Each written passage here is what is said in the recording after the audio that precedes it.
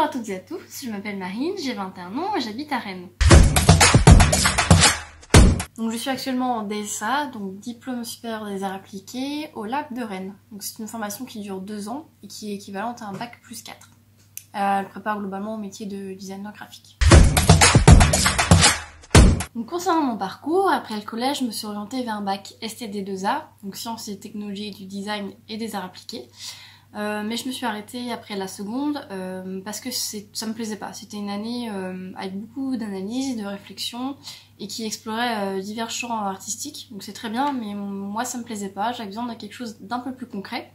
D'autant plus que j'ai compris assez vite que le design graphique m'intéressait. Donc suite à ça, j'ai passé un concours pour entrer en bac pro communication visuelle pure et média au lycée Bertrand du Guesclin à Auray. J'y ai passé 3 ans, c'était une très bonne formation avec de très bons professeurs.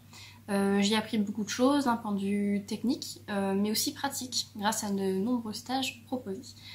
Donc après avoir obtenu mon bac, j'ai intégré un BTS design graphique, option communication et médias numériques, au lycée Bréquigny à Rennes. C'est une formation qui a été remplacée par le DNMAD. Donc il en existe un peu de toutes sortes en France, que ce soit autour du graphisme numérique, tout ce que j'ai fait par exemple, donc ça peut être très bien du motion design, site internet, etc. Mais il y en a aussi en mode, en produits, en espace, en matériaux, etc. Donc mon BTS a été une étape assez déterminante puisqu'elle m'a amené à me positionner clairement sur ce que j'avais envie de faire comme métier et m'a apporté tout un tas de clés pour l'avenir, que ce soit en matière de réflexion, de culture ou bien de technique. Donc je suis donc rentrée par la suite en DSA, donc la formation où je suis actuellement. C'est une formation qui entretient une forme de pluridisciplinarité. On travaille avec les designers d'espace et de produits, avec qui on partage nos salles de travail. On touche également autant aux médias imprimés que numériques, donc c'est cette particularité qui m'intéressait beaucoup en fait, parce qu'on peut travailler aussi bien autour d'un objet éditorial que travailler autour d'une affiche générée par processing, donc il y a une petite programmation. Donc ça c'est vraiment intéressant. L'autre point important aussi, c'est que chaque DSA graphisme possède sa propre coloration, un peu comme un master à la fac en fait. Donc ils ont des différences qu'il faut prendre en compte et certains nous conviennent mieux que d'autres. Donc faire des études de design graphique, malheureusement, c'est pas à dessiner toute la journée. Ce sont des études qui demandent beaucoup d'implication, de sérieux, d'organisation, et c'est pas quelque chose qu'on fait par défaut. Donc il faut vraiment être motivé et passionné pour s'engager dans ce type d'études. Donc cette année en DSA, par exemple, j'ai 35 heures de cours par semaine.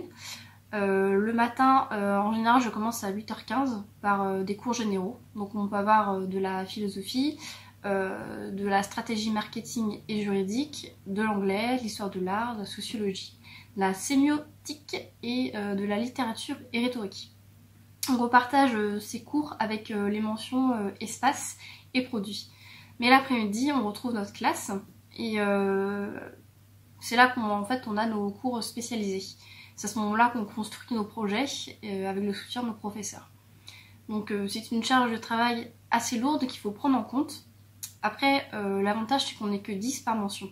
Donc en termes de suivi pédagogique, c'est très intéressant. Et c'est vraiment idéal puisqu'en plus on s'entend tous très très bien. Donc on a une bonne dynamique et une bonne ambiance de classe.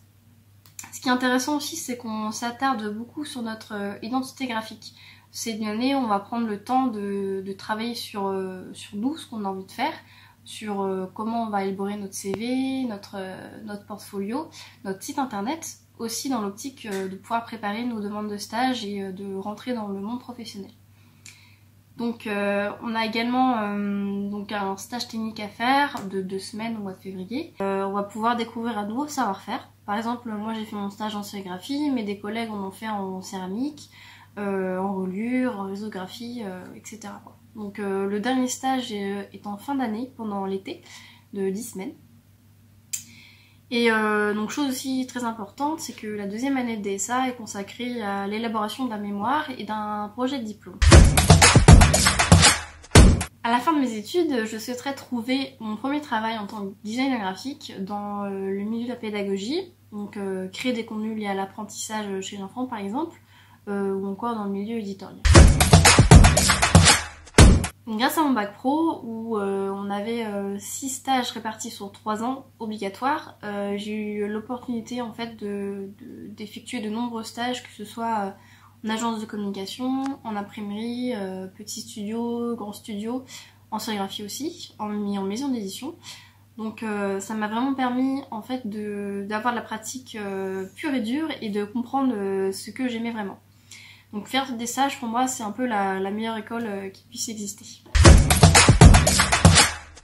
Donc pour bien choisir son orientation, de manière générale, c'est bien se documenter donc, sur internet, de toute façon il n'y a pas plus simple, mais aussi d'aller à la rencontre des étudiants, donc ils sont vraiment ravis de vous aider.